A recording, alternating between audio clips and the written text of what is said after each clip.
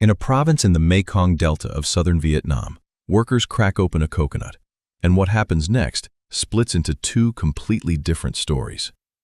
The clear liquid sloshing inside gets poured off into a steel tank, where it will sit, undisturbed, for 2 weeks, slowly turning solid. Not through cooking, not through freezing, but through something that sounds almost unbelievable. Bacteria eating it alive until it hardens into a chewy, translucent jelly people spoon straight out of the cup. The white flesh lining the shell goes somewhere else entirely, grated, pressed, boiled down over a fire fed by the very shells it came from, until it thickens into a soft, chewy caramel that gets cut into pieces and wrapped by hand, one at a time, in paper you can eat. 2 products, 1 coconut, and an entire province, Ben Tre, Vietnam's self-declared coconut kingdom, has spent decades turning both into exports that now reach 100 countries. Neither one was obvious, and neither one happened by accident. Turning coconut water solid with bacteria sounds more like a science experiment gone wrong than a dessert. Cooking coconut milk into candy sounds simple until you learn that getting the ratio wrong by a few percent ruins the entire batch, and that recipe is still one of the most closely guarded secrets a family can own. Neither one looks, at first glance, like it should even work. Neither one looks like it belongs on the same shelf as the other. And yet both do, every single day, in the same coconut growing region, out of the same raw material. For most of the fruit's history, neither of these was even considered a real product.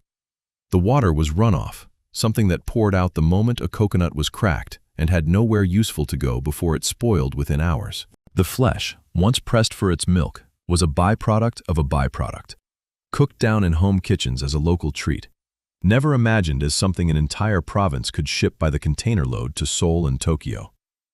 Somewhere between a discarded liquid and a fussy family recipe sits a multi-million-dollar transformation that most people who eat the finished products have never once thought to ask about. Because on a store shelf, a cup of chewy coconut cubes and a wrapped piece of candy just look like dessert. Not like the end of 2 entirely separate manufacturing stories that started in the same tree. This is the story of how that liquid that used to just get dumped and that flesh that used to just get pressed for milk and forgotten became 2 of the most recognizable coconut products on Earth, and how millions of coconuts a year get pulled apart, piece by piece, on the same production floors, until nothing about them is wasted at all. By the end, you'll understand exactly why a solid jelly can come from nothing but liquid and bacteria, why a candy recipe is worth guarding like a family secret, and why one unglamorous fruit ended up carrying an entire province's economy on its back. Coconuts are grown on a scale that's hard to picture. Worldwide, farmers harvest something in the range of 62.5 million metric tons of them every year, enough that if you tried to line them up end to end, you'd circle the planet many times over before you ran out. Just 3 countries, Indonesia, the Philippines, and India, grow about 3/4 of that total between them. And across the wider Asia-Pacific region, roughly 85% of every coconut on Earth comes off a tree within a few thousand miles of the South China Sea. Vietnam is not the biggest name on that list. It doesn't come close to Indonesia's 18 million tons, or the Philippines' nearly 15 million. But tucked into the Mekong Delta, where the Mekong River fans out into a maze of tributaries, canals, and low-lying river islands before it finally reaches the South China Sea, one province has built its entire identity around this single fruit anyway. Ben Tre spans roughly 73,000 hectares of coconut palms, an area of tree cover roughly equivalent to the entire land area of the city-state of Singapore. A solid green carpet stretching across river islands and canal banks, visible from the air as an unbroken canopy for mile after mile, producing close to 700,000 tons of coconuts a year. Locals don't call it a coconut growing region, they call it the Coconut Kingdom, and the numbers back up the name. Ben Tre now turns its harvest into more than 40 distinct coconut products, shipped to something like 100 countries around the world, from the demanding, quality-obsessed import standards of Japan and South Korea to supermarket shelves across the United States and Europe. Walk through a market anywhere in the province and you'll find coconut in the food, the drinks, the handicrafts, even the building materials. An entire local economy stacked, layer after layer, on top of one tree. Much of that trade still moves the way it always has here, by boat, along the same dense network of canals that made this delta livable in the first place. Coconuts piled high in narrow wooden vessels, threading between water palm and mangrove before they ever reach a processing yard. There's also a decent chance you've already eaten something made in a place very much like this without ever realizing it. Bubble tea shops around the world scoop chewy coconut jelly cubes into drinks by the millions of servings a year. Most of it manufactured somewhere across the Philippines, Vietnam, Indonesia, or China's Nata de Coco supply chain before it ever reaches a cup. The same goes for coconut candy tucked into international snack aisles, sold under brand names that give no hint of Mỏ Cày township or a wok fired by coconut shells. The money involved is not small either. In 2024, Vietnam's coconut exports crossed $1 billion for the first time in the country's history, roughly $1.1 billion, up more than 20% from the year before. And Ben Tre alone was responsible for around $500 million of that. Not a small contribution, but the majority of it. One province out of an entire country, generating over half of Vietnam's total coconut export revenue, off a fruit most people elsewhere in the world think of as a single, simple thing. Hairy brown shell, some water inside, done. None of that scale exists in isolation from the people underneath it either. Across the Mekong Delta, coconut farming and processing isn't a single company's story. It's the backbone of livelihoods for a very large share of Ben Tre's rural population. From the families who tend the palms themselves, to the climbers who scale the trunks to bring down each cluster of coconuts, to the boat operators who ferry raw coconuts along the canals, to the workers standing at fermentation tanks and candy walks in towns and villages spread across the entire province. When Ben Tre's coconut exports grow, that growth doesn't concentrate in one factory district. It ripples outward across dozens of communes that have organized their local economies around this one tree for generations. And that's despite the fact that neither coconut jelly nor coconut candy is even one of Ben Tre's 5 biggest coconut export categories by raw volume. Those top spots go to coconut milk, desiccated coconut, canned coconut water, coconut shell activated carbon, and coconut fiber. The 5 products that together make up roughly 80% of the province's coconut export turnover. Jelly and candy are smaller by comparison, more labor-intensive, harder to scale. And yet, they're arguably the 2 products most people picture the instant they hear Ben Tre coconut at all. Proof that a region's most famous export and its most valuable export aren't always the same thing, and that there's still real money, real jobs, and real craft sitting inside the smaller categories. It isn't. And that gap between how simple a coconut looks from the outside and how complicated it actually is to turn into an export product is exactly where the real difficulty in this story begins. A coconut doesn't arrive at a factory as one raw material. It arrives as 2, sealed together inside the same husk, a shell full of liquid, and a lining of solid white flesh. And those 2 materials don't want to become the same thing, or even survive the same handling. One wants to spoil within hours if you don't do something clever with it fast. Leave coconut water sitting in an open container overnight, and it's already cloudy and sour by morning. The other wants to separate, curdle, or scorch if you cook it wrong by even a few degrees or a few minutes too long, turning a batch of what should be smooth candy into something closer to burnt, greasy soup. Building a billion-dollar industry out of a single fruit meant solving 2 completely different manufacturing problems at once, using 2 completely different branches of science and craft. One built on managing living bacteria, the other built on a family's kitchen instinct, scaled up to run day and night. And for a long stretch of the 20th century, nobody had really solved either one. Start with the liquid. Coconut water spoils almost as soon as the shell is cracked open. It ferments unpredictably on its own, clouds, sours, and turns undrinkable within a day if it isn't refrigerated or processed immediately. For most of the history of coconut processing, that water wasn't a product at all. It was runoff. Factories cracking coconuts open for their flesh to make coconut milk or desiccated coconut had no real use for the gallons of water pouring out alongside it. It got poured away, drain after drain, day after day. At the volume a province like Ben Tre processes its coconuts, That meant a genuinely enormous stream of liquid, generated every single day, that simply had nowhere useful to go. A byproduct so large it was practically its own industry, except that nobody had figured out how to make it one. Refrigerating all of it wasn't a realistic fix either. Not at the volume a coconut processing hub generates. Not without a level of cold chain infrastructure that simply didn't exist in most coconut-growing regions for most of the 20th century. And not for a liquid that, once bottled without further processing, still only bought you a matter of days before it turned. The obvious question, can you do anything with it before it spoils, didn't have an obvious answer. You can't just bottle raw coconut water and expect it to last. Even today, packaged coconut water needs careful pasteurization and refrigeration just to survive a short trip to a store shelf, let alone a container ship to another continent. Turning that same water into something solid, shelf-stable, and actually desirable to eat wasn't a small engineering tweak you could bolt onto an existing production line. It required getting an entirely different kind of organism to do the work for you, invisibly, without contaminating the batch or attracting the wrong microbes, and getting it to behave, consistently, at a scale of thousands of liters at a time, was a problem nobody had cracked across centuries of coconut farming. The water simply spoiled faster than anyone could find a use for it. Now the flesh, which comes with its own separate clock running. Fresh-pressed coconut milk and cream are just as perishable as the water in their own way.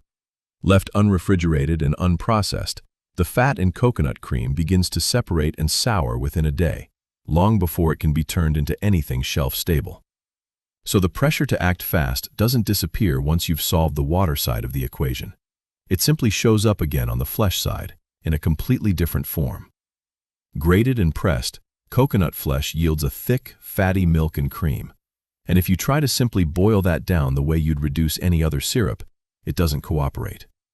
Push the heat too high or leave it on the fire a few minutes too long, and the fat separates out. The sugars scorch against the metal of the wok, and the whole batch turns into a greasy, burnt mess instead of a smooth, chewy candy. Undercook it, on the other hand, and it never sets at all. You're left with something closer to warm coconut soup than confection. Unsellable, unshippable, wasted. The margin between candy and ruined batch sits in a narrow window of temperature, timing, and a ratio of malt syrup to sugar to coconut cream that has to be judged largely by feel, stirred continuously by hand over an open fire the entire time, with no thermometer or timer able to fully substitute for a cook who's done it 1,000 times before. Scaling that from a single family's kitchen wok to an export-grade factory output, without losing the exact chewy texture that makes it worth eating in the first place, was its own kind of wall. Arguably a harder one, because there was no obvious shortcut through it at all, only more skilled hands. Neither problem announces itself clearly in advance either. Coconut water can look and smell perfectly fine right up until the point it tips over into spoilage, which means timing matters more than instinct alone can reliably judge its scale. And a wok of coconut candy can look like it's cooking exactly on schedule for most of the process, right up until the last few critical minutes where the difference between perfect and ruined collapses into a very narrow window. Picture the two failure states side by side, because they're both genuinely expensive mistakes. A tank of coconut water left too long without pasteurizing doesn't just go slightly off. It turns into a soured, unusable liquid that has to be dumped entirely. The same as it always was, except now it's occupied a tank and a day of labor for nothing. A wok of coconut candy scorched from an unattended pause in the stirring doesn't partially recover either. The whole batch, malt syrup, sugar, coconut cream, and the hours of a worker's arm and shoulder that went into stirring it, gets thrown out and started over. Two raw materials from the same fruit. Two completely different ways to fail, each one costly enough on its own to make an operator think twice about scaling up. And for a long stretch of history, that's exactly what most producers did. Waste the water outright and treat the candy as a small batch village specialty, sold at roadside stalls to travelers passing through the Mekong Delta, never imagined as something that could stand next to coconut milk and desiccated coconut on an international shipping manifest. But two separate breakthroughs, on two separate timelines, and in two different countries, changed both of those assumptions completely. The first breakthrough happened in the Philippines, not Vietnam, and it came from a food scientist working at the country's National Coconut Corporation. In 1949, Teodula Kala, Africa was looking for a way to put coconut water, that same discarded byproduct piling up at every coconut processing operation in the country, to use, and she found it in an unlikely place: bacteria.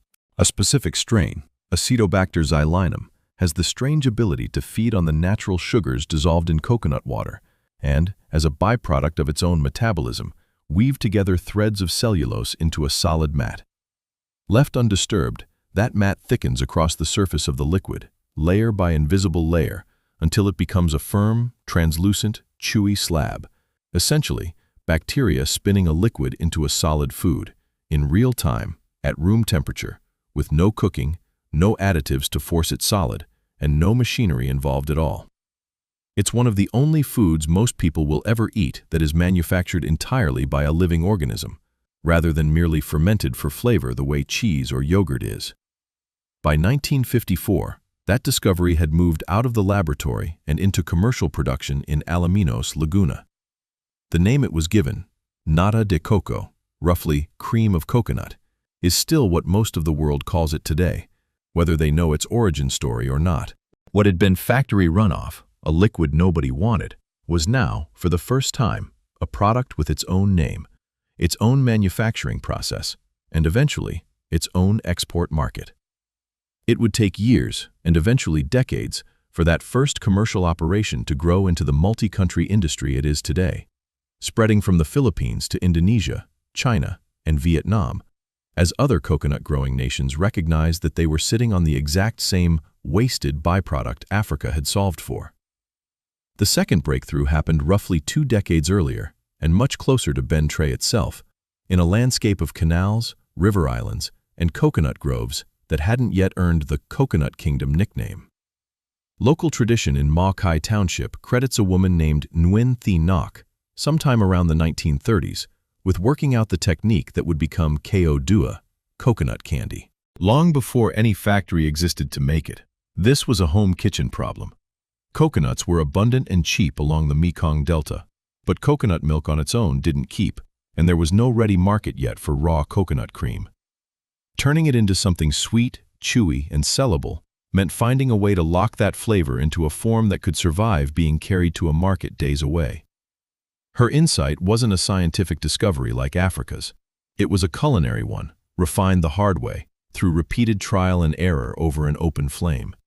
The specific combination of malt syrup and sugar, added to pressed coconut milk and cream in a ratio she and her family worked out by feel, cooked down slowly enough and stirred constantly enough to set into something chewy, sweet, and stable enough to actually sell, rather than eat the same day it was made.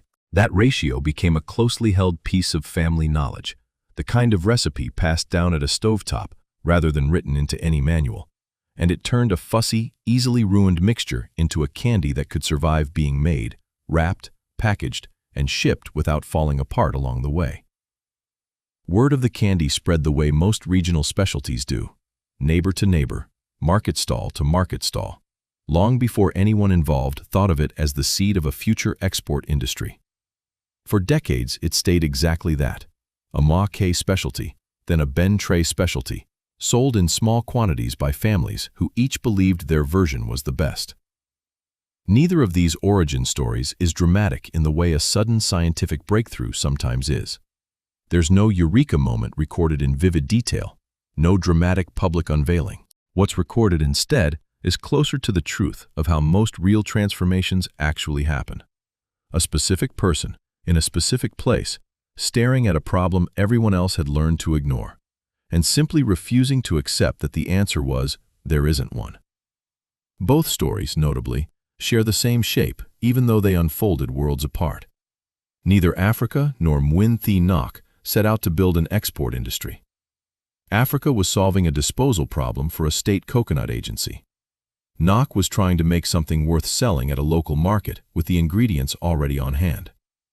Neither one had any way of knowing that, decades later, their solutions would end up sitting on the same factory floors in the same Vietnamese province, feeding 2 branches of the same billion-dollar coconut export economy. Neither insight solved the whole industry by itself either, and neither one happened overnight. A bacterial culture that can turn water solid in a small batch is not automatically the same thing as a factory system that can do it safely, hygienically, and consistently by the ton, for export to a market as exacting as Japan's. And a family's secret candy recipe, however good, is not automatically the same thing as a repeatable industrial process that 100 separate workshops across an entire province can run at once, without half of them ruining their batches. Both breakthroughs, one from a laboratory bench, one from a kitchen wok, still had to survive contact with real skepticism, and with the much harder problem of scale. Nata de Coco had an image problem long before it had a market. To anyone unfamiliar with it, the pitch sounded strange, bordering on unappetizing.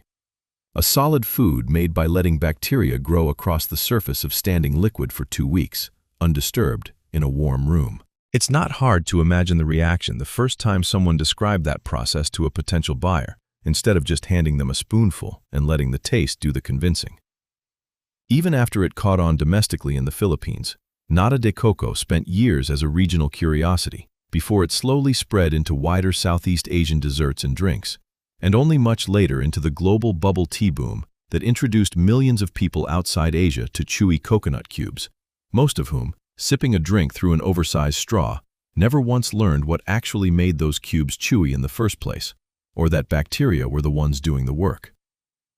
Getting a bacterial fermentation product accepted as an everyday, exportable food, one that now has to clear the exacting import and food safety inspection standards of markets like Japan and South Korea, where a single contamination flag can shut a shipment down entirely, was never guaranteed. It had to earn that trust one batch, one inspection, one satisfied buyer at a time, over decades, not months. And even once it was accepted, the skepticism didn't fully disappear. It just moved. New producers entering the market still have to prove, shipment after shipment, that their fermentation is controlled tightly enough to be trusted, because reputational damage in food export travels fast, and forgiveness is thin. There was also a more practical layer of skepticism sitting underneath the cultural one. Food safety regulators in importing countries had every reason to be cautious about a product built on deliberately cultivating bacteria at industrial scale for human consumption. Proving that a fermentation process could be controlled tightly enough, batch after batch, to guarantee the finished jelly was free of harmful contamination on every single shipment took real, sustained investment in testing and quality systems over years, not a single confident promise. Coconut candy faced the opposite kind of doubt. Nobody questioned whether kale dua tasted good. Anyone who'd had a piece already knew the answer to that. The doubt was about whether a recipe that lived entirely in one family's hands, judged by feel over a wood fire, could ever become a real industry rather than staying a village specialty forever. Every workshop's exact malt-to-sugar ratio was guarded like a trade secret, which meant there was no shared manual, no standardized recipe card a new factory could simply photocopy and hand to new hires. Scaling something like that up wasn't a matter of building a bigger version of the same wok. It meant training enough workers to develop the same feel for the mixture, the same instinct for exactly when the stirring paddle tells you a batch is ready to pour, across dozens and then eventually hundreds of separate operations, each one still cooking largely by hand over an open flame. Plenty of outside observers assumed a craft that specific, that dependent on individual human skill rather than a machine setting, would simply stay small forever. A roadside specialty sold to tourists passing through the Mekong Delta. Never a genuine export industry standing shoulder to shoulder with coconut milk and desiccated coconut on a customs manifest. The skepticism wasn't unreasonable either. Plenty of regional food specialties around the world really have stayed exactly that, regional, precisely because the skill required to make them well doesn't translate easily into a training manual. Both assumptions turned out to be wrong. But proving it meant more than just one good batch. It meant building a system that could reject the bad ones without losing everything, that could catch a contaminated tank of jelly or an over-caramelized batch of candy before it ever reached a customer overseas and put an entire export relationship at risk. A single shipment turned away at a foreign port over a quality failure doesn't just cost that one batch. It can cost a producer their standing with a buyer they spent years earning. That pressure, the knowledge that a Japanese or South Korean import inspector somewhere down the line will catch what a Vietnamese quality control worker missed, is exactly what forced both industries to stop treating consistency as optional and start treating it as the entire business. So proving the skeptics wrong meant actually building the process at real volume, day after day, without losing what made either product worth making in the first place. And that process starts the moment a single coconut is split in two. Every coconut entering a Ben Tre processing operation starts the same way. Harvested from the palm by climbers or long-hooked poles, gathered by the boatload along the province's canals, then husked and cracked open at a collection point or processing yard. Workers strip away the thick, fibrous husk first, using either a sharpened spike anchored in the ground or a mechanical dehusker, before splitting the hard inner shell to expose what's inside. From that single moment, the raw material divides into two separate production lines that never touch each other again until the finished products sit side by side on a shelf, sometimes in the very same gift box sold to tourists along the riverfront. The water goes one direction, toward 2 weeks of quiet fermentation in a tank. The white flesh goes the other, toward a greater and, eventually, an open flame. Nothing about the shell or husk is thrown away either. Both get set aside for a second life later in the process, a detail that becomes important later, once you see exactly where they end up. The coconut water is drained off and filtered, straining out fragments of husk and shell debris left over from the cracking. At the volume a coconut processing hub like Ben Tre handles daily, this liquid arrives not by the bucket, but by the tank load, a byproduct stream that, not many decades ago, would simply have been poured straight into a drain and forgotten.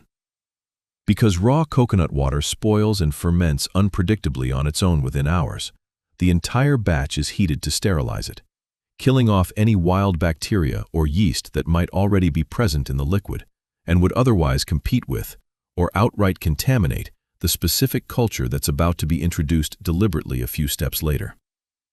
It's a straightforward step in principle, but a critical one. Heat too little, and contaminants survive to compete with the intended culture. Treat the liquid too aggressively, and delicate flavor compounds can be lost along with the risk. Skip this step entirely, and the whole batch is vulnerable to turning into an inedible, unpredictable mess instead of a clean, controlled fermentation. Sugar is dissolved into the pasteurized water, along with nutrient supplements, nitrogen and phosphate sources the bacteria will need to grow and multiply, the same basic building blocks any living organism needs to reproduce. The acidity of the liquid is also carefully adjusted into a tightly controlled range, acidic enough to favor the target bacteria and actively discourage anything else from taking hold in the tank. Different producers describe slightly different target ranges for this step, but the underlying goal is identical everywhere it's done. Create an environment so specifically suited to one organism that nothing else can compete with it. Get this balance wrong, and a batch that should turn into clean, edible jelly instead grows the wrong organisms entirely, forcing the whole tank to be discarded.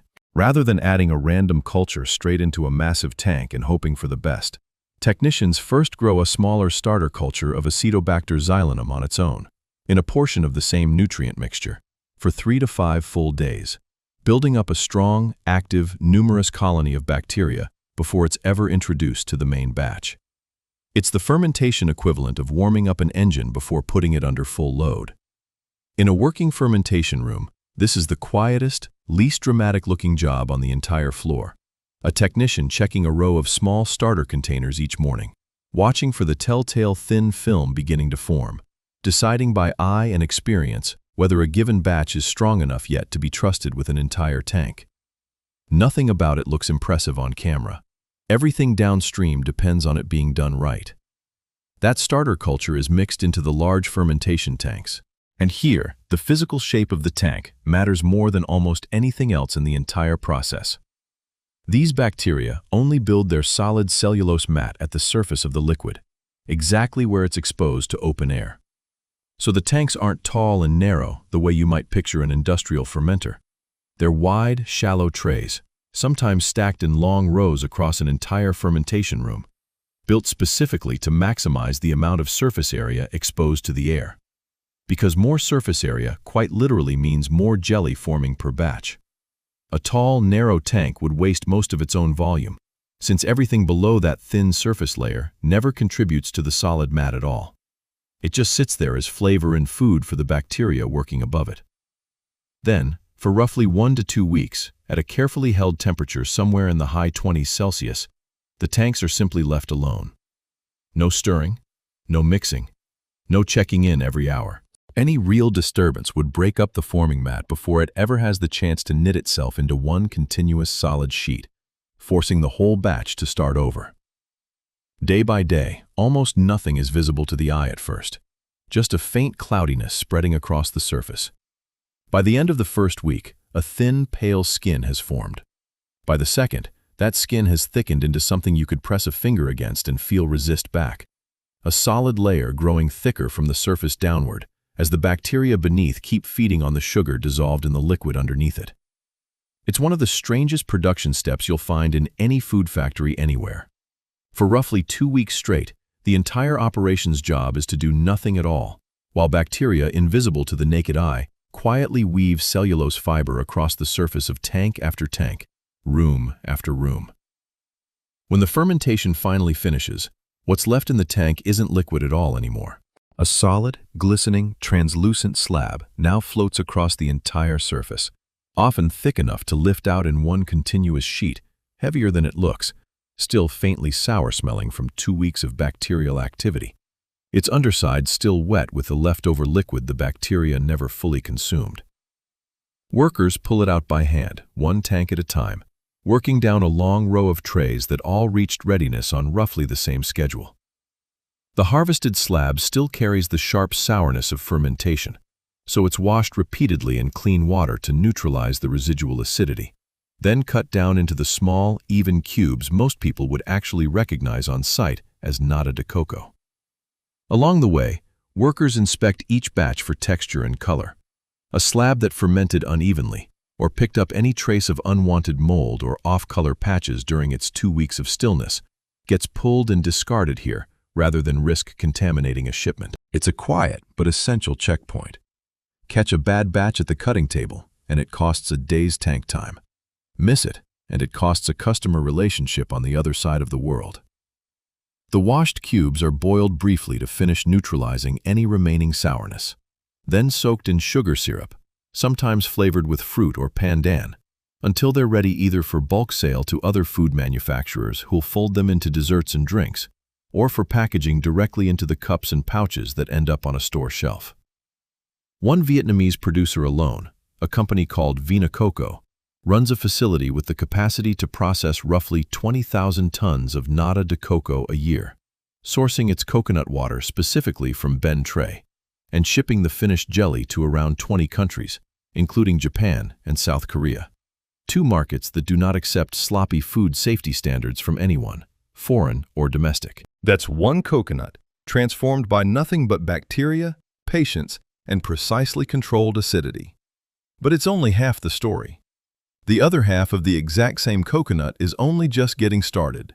The white meat lining the shell is grated down, mechanically at industrial scale, in machines that can process far more coconuts per hour than any hand grater ever could, though the underlying technique traces straight back to a home kitchen tool. The grated flesh is loaded into a press, traditionally a manual screw press, increasingly a mechanical one at larger operations, and squeezed to extract its liquid, thick, fatty coconut milk and cream, the entire flavor and fat base the candy will be built from. What's left behind, the pressed pulp, is itself sometimes repurposed as animal feed or further processed, one more small piece of a coconut that refuses to become true waste.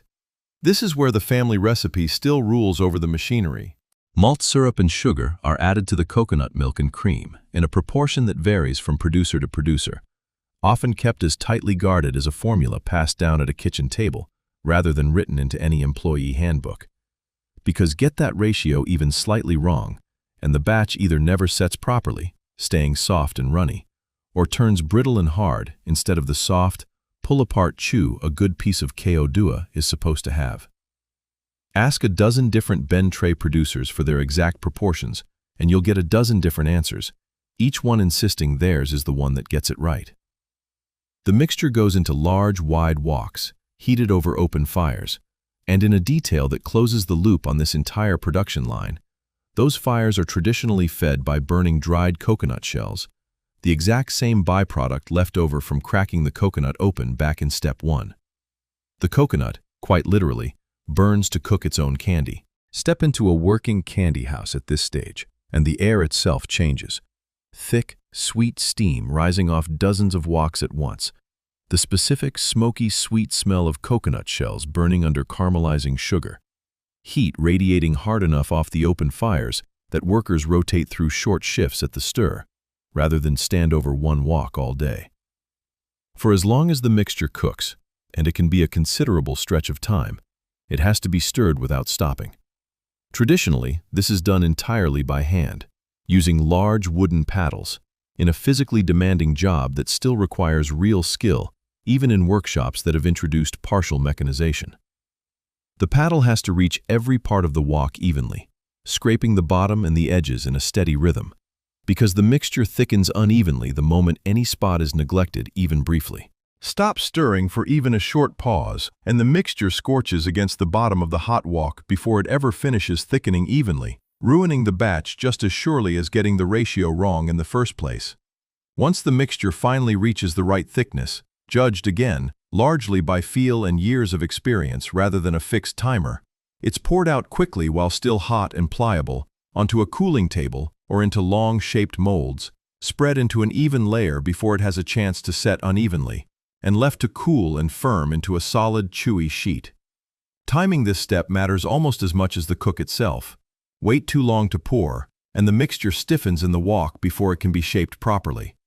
The cooled candy is sliced into small rectangular pieces, ready for wrapping, the shape most people would recognize instantly from a market stall or a gift box, a clean, even cut that itself takes practice to get consistent across hundreds of pieces at a time. Before wrapping, workers sort through the cut pieces, pulling out any that are misshapen, discolored, or show signs of an uneven cook. A candy that's too soft won't hold its wrap and will leak in transit. One that's too hard doesn't match the texture buyers expect and gets set aside for domestic sale or reprocessing rather than export. The pieces that pass get wrapped in 2 separate layers, an inner layer of edible rice paper so the sticky candy doesn't fuse permanently to its own packaging, and an outer layer of oiled paper for extra protection during shipping. This step, across the region's many workshops, is still done largely by hand, piece by piece, wrapper twisted at both ends, at a pace that takes real practice to sustain for hours at a time without the shapes turning sloppy or the paste dropping. The finished, wrapped candy is boxed for sale across Vietnam and for export to other parts of Asia, as well as Australia, Europe, and North America, carrying the flavor of a single family's 1930s kitchen experiment to supermarket shelves on the other side of the planet, in a box that, 100 years ago, nobody involved could have imagined leaving the Mekong Delta at all. Before either product, the jelly or the candy, clears the door for shipment to a market like Japan or South Korea, samples from each batch typically go through food safety and quality testing. Checks for microbial contamination in the fermented jelly, moisture content and texture consistency in the candy, packaging integrity for both. It's the final checkpoint standing between a production floor in the Mekong Delta and a shelf on the other side of the Pacific, and it's non-negotiable. A batch that fails here doesn't travel, no matter how much labor already went into it. And the loop doesn't end there. The husk pulled away, back in step 1, becomes coconut fiber, another named export product in its own right, used in everything from rope to mattress padding. The hard outer shell, beyond what gets burned as cooking fuel for the candy woks, is processed into activated carbon, used in industrial filtration systems around the world, in products that have nothing obviously to do with coconuts at all.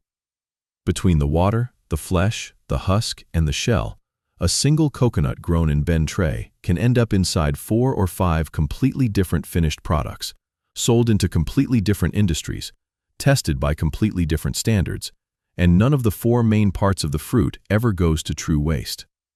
By the time both lines reach their final steps, what started as one anonymous coconut on a canal boat has become two finished, branded, export-ready products, each one carrying the fingerprints of a completely different discipline. Line up the two processes side by side, and the contrast is almost the whole point of the story. One product is made by doing as little as possible, building the right conditions, then stepping back for 2 weeks and letting bacteria do work no machine could replicate. The other is made by doing as much as possible.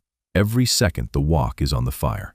Constant heat, constant stirring, constant judgment calls, with a human hand and a human sense of not yet, now, standing between a good batch and a ruined one.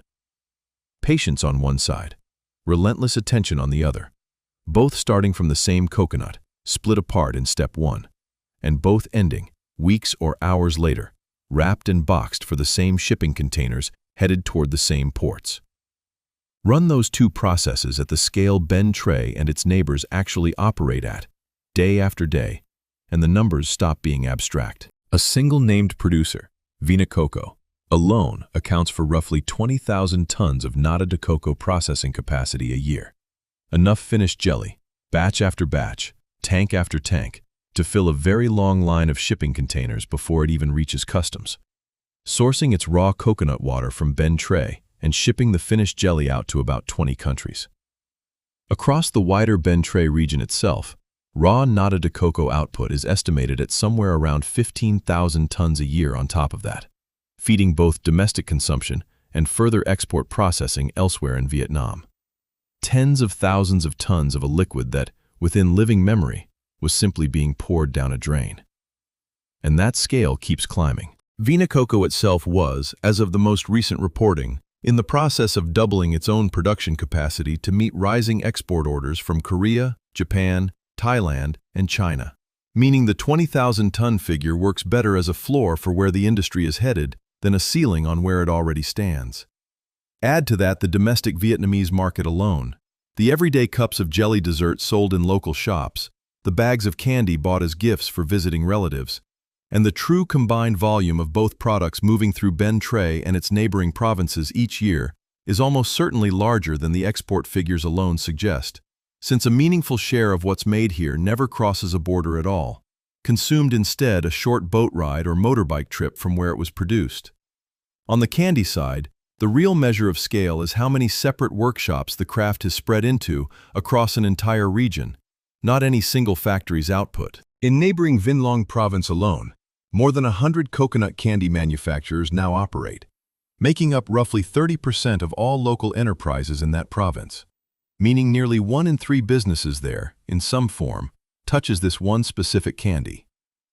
Ben Tre itself, the birthplace of the craft back in the 1930s, remains home to its largest concentration of producers, each workshop still guarding its own precise version of that malt and sugar ratio like a family heirloom, even while running production lines that ship product internationally, a coexistence that would have seemed contradictory to anyone who doubted the recipe could ever leave a single kitchen in the first place. Multiply 100+ workshops by the daily output of wok after wok, each one requiring a worker's arm and a wooden paddle for the entire cook, and what looks like a cottage industry from the outside turns out to be one of the most labor-intensive confectionery supply chains anywhere in Vietnam's food export economy. An industry that machinery has automated only partially, precisely because so much of its value still depends on the judgment of a human hand over an open flame. Put the two product lines together with everything else Ben Tre's coconut economy produces: the coconut milk, the desiccated coconut, the canned coconut water, the fiber, the activated carbon, and you get more than 40 distinct coconut products, developed over decades, reaching roughly 100 countries, and a province that pulled in around $500 million in coconut exports in 2024 alone, more than half of Vietnam's entire billion-dollar coconut export total, generated by one province, built on a fruit most of the world still thinks of as one single, simple product: hairy shell, some water, a bit of white meat, instead of the two entirely separate industries actually hiding inside it. Consider what those numbers mean for a single average coconut passing through this system. It arrives worth very little on its own, a raw agricultural commodity, sold by weight, competing on price against every other coconut-growing region in Asia. By the time its water has become jelly and its flesh has become candy, both wrapped, packaged, and cleared for international shipment, that same coconut has been converted into two separate consumer products, each carrying its own margin, each reaching its own customer on the other side of the world. That's the entire economic argument for why Ben Tre bothered building both of these complicated, failure-prone processes in the first place, instead of just selling raw coconuts and calling it done. Zoom out to the national picture, and the trajectory only points one direction. Vietnam's total coconut exports didn't just cross $1 billion in 2024. They did it after climbing more than 20% in a single year. And industry projections at the time pointed toward continued double-digit growth in the years just ahead. Ben Tre's own coconut processing sector was projected to keep expanding by an average of somewhere around 17% a year, with export turnover climbing even faster. None of that growth happens without both halves of the coconut pulling their weight, the water side and the flesh side, the fermentation tanks and the candy walks, running in parallel, day after day, across a province that decided decades ago that neither one was disposable. What started as a discarded liquid nobody wanted and a fussy home recipe nobody thought could scale are now two of the clearest examples of that exact transformation anywhere in Vietnam's food industry. Solid proof that neither the water nor the flesh of a coconut was ever really a waste product to begin with. It just took the right two ideas, roughly 30 years apart, in two different countries, to prove it. And every single day, somewhere in Ben Tre, that proof happens again. Another tank finishes fermenting, another wok gets poured out and cut, another truckload of both products heads for the port, and the two halves of the same coconut go on quietly funding half a province. Multiply that by every coconut-growing province across Vietnam, the Philippines, Indonesia, and beyond. Each one sitting on its own version of this same raw material, and the Ben Tre story starts to look less like a local curiosity and more like a template. Proof of concept for what's possible anywhere a worthless byproduct is still just waiting for its own Africa or its own Nguyen Thi Ngoc.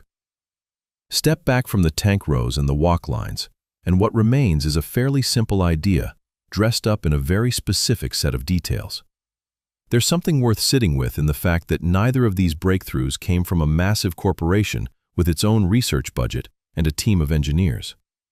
One came from a single food scientist at a national coconut agency who looked at factory runoff nobody else wanted and asked what a bacteria, of all things, might be able to do with it. The other came from a woman in a Mekong Delta township with nothing more than a wok, a fire, and enough patience to fail at the ratio over and over until she finally found the one that worked, and then chose to pass that knowledge down at a stovetop, family to family, instead of writing it into a patent filing anyone could copy. Nearly a century later, both ideas are still running. Not as museum curiosities, not as historical footnotes in a textbook, but as active, ongoing industries, still employing essentially the same core techniques their inventors would recognize, still shipping product to demanding, quality-obsessed markets on the other side of the world, still built on the same simple refusal to let any part of a coconut go to waste. That's the real through line of Ben Tre's coconut kingdom, underneath all the tonnage figures and export totals. Not one single clever invention, but a whole regional economy quietly built on the idea that there's no such thing as a true coconut byproduct, only a part of the fruit that hasn't found its use yet. The water becomes jelly, the flesh becomes candy, the husk becomes fiber, the shell becomes both cooking fuel and industrial carbon. Follow any single coconut far enough through Ben Tre, and you'll find almost none of it ever actually leaves as trash. It's also worth remembering how differently the two solutions arrived. One traveled through a laboratory, an invention with a named inventor and a precise founding year historians can point to. The other traveled through a family, refined in silence over a wood fire. Its exact ratio never written down anywhere an outsider could copy it. And it still works essentially the same way today as it did in Mỏ Cày township roughly a century ago. Industrial science and inherited craft, working on the same raw material, arrived at the same basic insight from two completely different directions. Don't throw it away. figure out what it wants to become instead. It's tempting, looking back from where the industry stands today, to treat both outcomes as though they were always going to happen, as though a discarded liquid was obviously going to become a global dessert, and a family recipe was obviously going to become a province-wide export. Neither was obvious at the time, to anyone involved. Think about how easily either idea could have been lost. If Africa had simply logged the spoiled coconut water as an unsolvable disposal problem and moved on to something else, there's no guarantee anyone else would have tried fermenting it for another decade, or longer. If Nguyen T. Ngac's family had kept their candy recipe purely private, cooking it only for themselves rather than gradually selling it outward from Mỏ Cày, the technique might never have spread to become the province-wide craft it is now. Neither breakthrough was inevitable. Both survived because someone decided a worthless byproduct was worth one more experiment, one more failed batch, one more attempt at getting the ratio right. And that decision, repeated by enough people over enough years, is the actual foundation underneath every export statistic mentioned in this video. There's a broader lesson sitting inside that, one that applies well beyond coconuts. Almost every food processing industry on Earth generates some stream of material it doesn't quite know what to do with. Peels, shells, husks, leftover liquid, trimmings. Most of it really does end up as waste, hauled away at a cost, rather than turned into a product at a profit. Ben Tre's coconut industry is a working demonstration of what happens when that assumption gets questioned, even once, seriously, by someone willing to sit with the problem long enough to solve it. There's a version of this story where Ben Tre chose one product, standardized around it, and let the other fade back into a footnote. That's what usually happens when an industry professionalizes. The messier, harder-to-scale craft loses out to whichever product machinery can replicate most cheaply. That isn't what happened here. It's worth noticing, too, that this entire province didn't get there by picking one winning idea and discarding the rest. It kept both. The high-tech fermentation science and the low-tech kitchen craft weren't rivals competing for the same shelf space. They became neighbors on the same processing floors, running in parallel, funded by the same harvest, feeding the same export economy. Nobody had to choose between the bacteria and the wok. Ben Tre simply found room for both and built an identity around refusing to throw away either half of the fruit that put it on the map. And there's a quieter point worth carrying away from this one too. The two most charming, most photographed, most authentic products to come out of Ben Tre's coconut economy, the chewy jelly, the hand-wrapped candy, aren't even the province's biggest earners. The bigger money moves in coconut milk, desiccated coconut, canned water, fiber, and carbon, categories most visitors never think to ask about. Jelly and candy persist anyway, not because they're the most profitable line on a spreadsheet, but because enough people, across enough generations, decided a byproduct nobody wanted was worth the extra effort. That's not a business decision so much as a stubborn kind of pride, the kind that turns a discarded liquid and a fussy home recipe into a province's identity, long after the accountants would have told you to focus on something else. If stories about turning overlooked byproducts into products the whole world buys are what keep you coming back to this channel, subscribe, because the next transformation is already waiting to be uncovered. Another raw material somebody, somewhere, once assumed was worthless, quietly on its way to becoming something you'd never expect to find on a shelf.